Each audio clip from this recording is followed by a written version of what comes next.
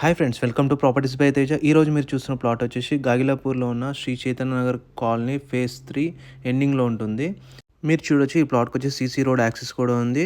So ఈ CC road నుంచి just 50 metres అండి. సో వాల్కి టచ్ అయి ఉన్న ప్లాట్ అండి. ఇది వచ్చి ఈస్ట్ ఫేసింగ్ ప్లాట్ అండి.